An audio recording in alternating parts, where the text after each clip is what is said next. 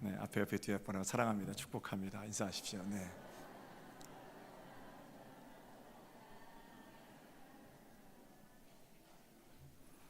이탈리아 중부에 아시시라는 아름다운 마을이 있습니다. 저는 아직 이탈리아에 가보지 못했지만 아시시 굉장히 유명한 마을이라고 알고 있는데, 아주 작은 마을이지만 그 마을에 순례객들의 발걸음이 끊이지 않는다고 합니다. 아시시에 순례객들의 발걸음이 끊어지지 않는 이유는 그 마을에 살았던 한 사람 때문입니다. 이 사람은 부유한 토목상의 아들로 태어났습니다. 젊은 날에는 여느 부잣집 아들들처럼 돈 귀한 줄 모르고 펑펑 낭비하면서 그렇게 살았답니다. 기사가 되려고 전투에 참가했다가 포로가 되어서 그의 나이 20살인 1202년에는 감옥 생활도 했다고 그러고요. 석방돼서 고향으로 돌아온 청년은 다시 부모의 재산을 가지고 허랑방탕한 삶을 시작하려는 그때 죽을 병에 걸리게 되죠. 회복이 안 되는 심한 중병을 앓았습니다. 그런데 하나님의 은혜로 극적으로 병을 고침받게 되고 그 이후 완전히 다른 인생을 살게 됩니다. 어느 한날에는 이 청년이 교회에서 기도하다가 십자가에서 음성이 아주 또렷하게 그의 귀에 들리기를, 사랑하는 아들아, 가서 허물어져가는 나의 집을 고쳐 세우거라 라는 음성이 들렸습니다. 너무나 그 말씀이 선명했기 때문에 그는 아버지께로부터 물려받은 많은 재산을 예배당을 증축하고 보수하는 데 바쳤습니다. 화가 난 아버지는 아들을 고소했고, 아버지가 원고가 되고 아들은 피고가 되어서 재판정 앞에 섰습니다. 그때 이 아들이 했던 유명한 말이 있습니다. 아버지, 나는 당신의 아들이 아니고 하나님의 아들입니다. 그렇게 말하고 그 자리에서 자신의 옷과 소지품들을 아버지에게 다 돌려주고 청빈한 삶, 자발적 가난한 삶의 길을 걷기 시작합니다.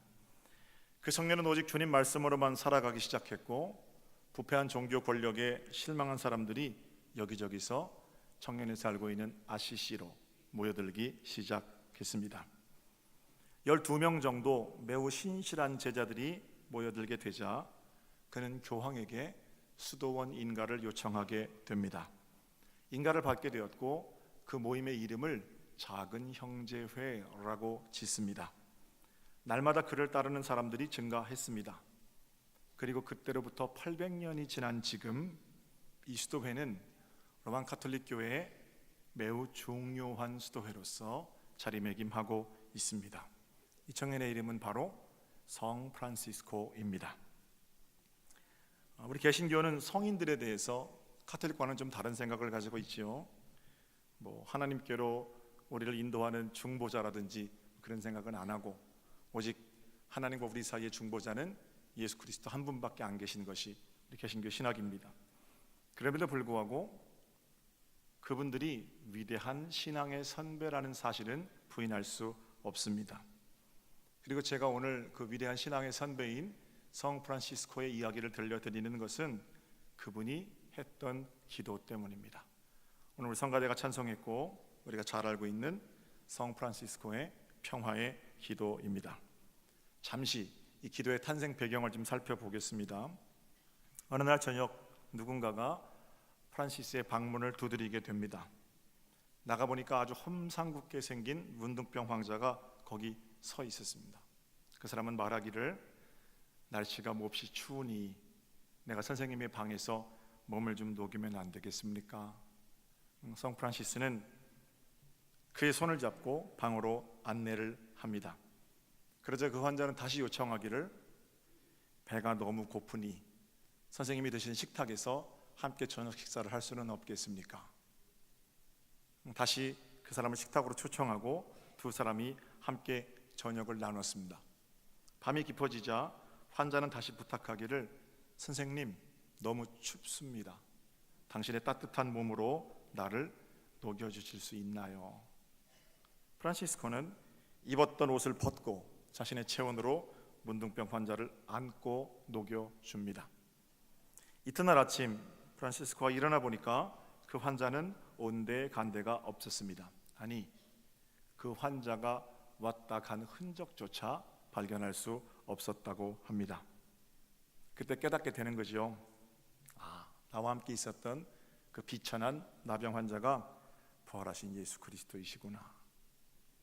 나는 내가 비천한 나병 환자를 품는다고 생각했는데 오히려 그분께서 비천한 나를 품어 주신 것이로구나.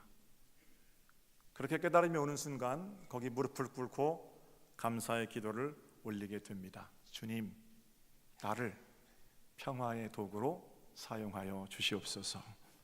미움이 있는 곳에는 사랑을 심게 하시고, 상처가 있는 곳에는 용서를 심게 하시고, 분열이 있는 곳에는 일치를 심게 하시고, 의심이 있는 곳에는 믿음을 심는 자로 그렇게 살게 하소서. 잘못된 것이 있는 곳에는 진리를 가르치게 하시고, 절망이 있는 곳에는 희망을 심게 하시고, 어둠이 있는 곳에는 광명을, 슬픔이 있는 곳에는 기쁨을 심는 자로 그렇게 살게 하소서. 위로받아서 행복하기보다는 위로해서 행복한 자가 되게 하시고, 이해받아서 행복한 자가 되기보다는 이해함으로 행복한 자가 되게 하시고, 사랑받고 춤추기보다는 사랑하며 기뻐하는 그런 자로 살게 하소서.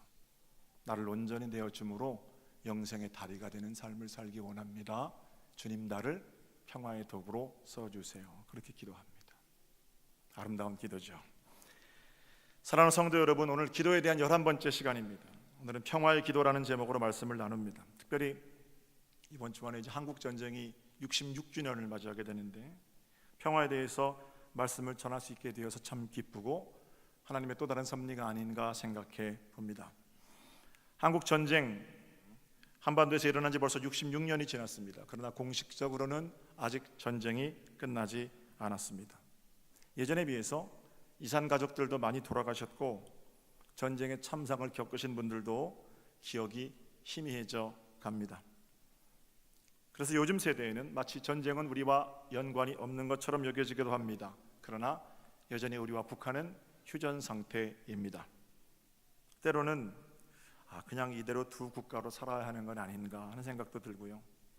어려서부터는 불렀던 우리의 소원은 통일, 그때는 가슴이 뭉클뭉클하고 통일이 무조건 돼야 된다 이런 생각 들었는데, 요즘 그 노래를 불러도 가슴에 감동이 별로 없는 것 같고요. 최근 북한에는 계속되는 핵실험이 있고 대화가 단절되고 여러 강대국들 간의 힘겨루기 속에서 평화의 길, 통일의 길은 그저 요원한 것처럼 여겨지기도 합니다. 물론 전쟁은 대한민국과 북한만의 이야기가 아닙니다. 인류가 살아온 세월 동안 전쟁 없는 적이 없었습니다. 사람들은 싸워왔습니다. 땅 때문에 싸우고, 돈 때문에 싸우고, 물 때문에 싸우고, 석유 때문에 싸우고, 생각이 달라서 싸우고, 각종 더러운 이권 때문에 싸우고,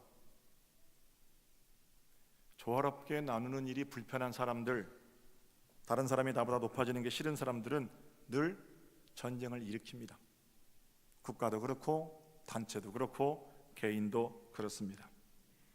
그리고 그런 갈등 상황이 만들어졌을 때 사람들은 이렇게 말합니다. 힘의 균형을 이루어야 한다. 어느 한쪽이 어느 한쪽을 힘으로 강제하지 못하는 그런 상태를 만들어 놓고 그걸 평화라고 말합니다. 그러나 틀렸습니다.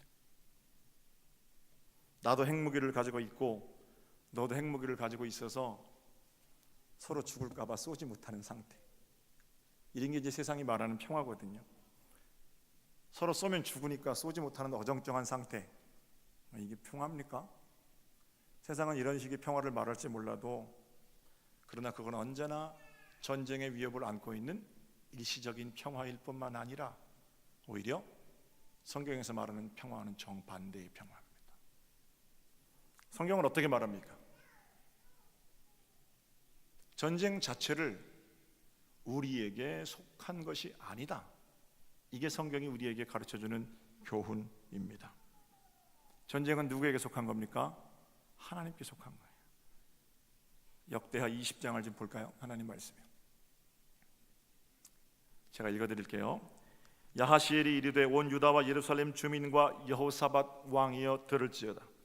여호와께서 이같이 너희에게 말씀하시기를 너희는 이 큰 무리로 말미암아 두려워하거나 놀라지 말라.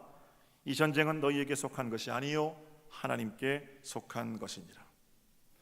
역대하 20장은 여호사밧이라는 왕이 유다 나라를 다스릴 때 일어난 일입니다. 여호사밧이 나름대로 국력을 정비하고 준비했는데 이웃 나라들이 전쟁을 일으킵니다. 모압과 에돔에서 연합군을 모아가지고 유대 땅을 침범하려고 그럽니다. 소문을 들어보니까 그 모아진 군대의 숫자에 비하면 우리가 가지고 있는 군대는 턱없이 부족한 거예요. 침공만 하면 무너져야 하는 절체절명의 순간에 여호사밧 왕은 온 백성들에게 금식을 선포합니다. 하나님께 기도합시다. 그리고 그 민족의 운명 앞에서 온 백성이 울부짖으며 금식하며 기도했을 때 강력한 하나님의 영이 야하시엘이라는 레위지파 제사장에게 임하게 되는 거죠. 두렵고 떨리는 마음으로 기도하는 그 상태에서 야하시엘이 하나님의 영을 받아서 이렇게 말하는 겁니다. 두려워하지 마세요. 놀라지 마세요. 전쟁은 하나님께 속한 것입니다. 전쟁이 하나님께 속한 것이라는 말은 우리의 삶에서 힘들고 어려운 상황을 만났을 때 문제를 하나님께 맡겨 드리라는 겁니다. 이게 믿음이죠. 그런데 여러분, 이런 생각해 볼 수 있어요. 내가 어쩔 수 없을 때는 자동적으로 우리는 하나님께 맡기게 됩니다. 건강이라든지 재물이라든지 사람과의 관계라든지 또는 나와 대적하고 있는 자가 너무 크다든지 내 힘으로 어떻게 할 수 없을 때 우리는 자동적으로 하나님께 맡기고 기도할 수밖에 없잖아요. 근데 이건 우리만 그런 게 아니고요, 안 믿는 사람들도 똑같아요. 하나님을 믿든지 안 믿든지 자기가 어찌할 수 없는 상황에서 이 모든 일들을 하늘에 맡깁니다. 운명에 맡깁니다. 이게 다 하나님께 맡긴다는 겁니다. 전쟁의 상황에서 나보다 2배나 큰 대적들을 만났을 때 역대하의 상황처럼 하나님께 맡길 수밖에 없는 그런 지경이 있다라는 겁니다. 그런데 상황이 반대일 때는 어떻습니까? 전쟁의 상황에서 내가 너무 작다고 느껴지는 게 아니고 상대방이 너무 작게 느껴질 때가 있어요. 내가 충분히 내 힘으로, 내 지식으로, 내 경험으로, 내 돈으로 응징할 수 있어요. 그때 어떻게 하는 겁니까? 그때 일단 응징하는 겁니까? 그때도 하나님께 맡기는 겁니다. 전쟁은 하나님께 속한 것입니다 라고 말할 때는 내가 힘이 없어서 어쩔 수 없이 맡길 수밖에 없는 상황에서도 그렇고, 내가 충분히 해결할 수 있음에도 불구하고 이건 내 힘이나 내 공로가 아니라 하나님께서 해결하셔야만 한다는 것을 믿고 심판의 권한을 하나님께 드리는 것, 이게 믿음입니다. 그래야 예수 그리스도 사람이고 그리스도인입니다. 예수님께서 그렇게 하셨거든요. 마태복음 25장을 볼까요? 26장이요. 같이 한번 읽어보겠습니다. 시작. 이에 예수께서 이르시되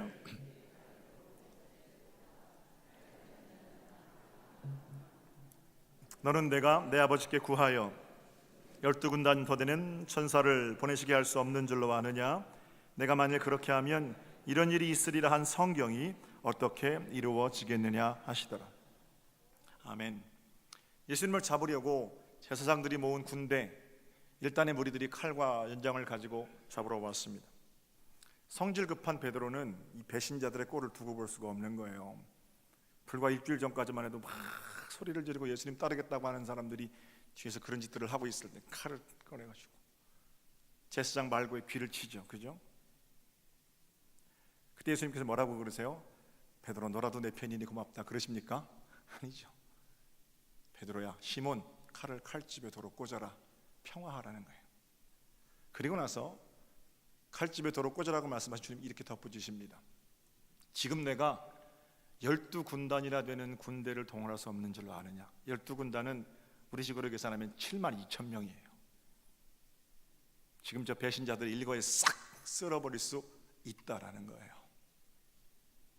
예수님 어떻게 하세요? 그렇게 하지 않으시고 묵묵히 오랏줄을 받으시는 거죠. 내가 만약에 그렇게 내 힘으로 응징할 수 있는 그 능력으로 저것들 다 쓸어버리면 어떻게 하나님의 뜻이 이루어지겠느냐? 전쟁이 누구에게 속한 겁니까? 힘 있는 예수 그리스도, 힘 없는 우리에게 속한 것이 아니라 하나님께 속한 거예요. 하나님께서 다스리시고 하나님께서 심판하시고 하나님께서 통치하시도록 결정의 권한을 내어드리는 것, 성숙한 신앙의 다름 아닌 거죠. 우리 지금 분명히 알고 계셨습니다. 전쟁은 하나님께 속한 겁니다. 각종 갈등의 상황들을 만나실 거예요. 전쟁이 어디 속한 겁니까?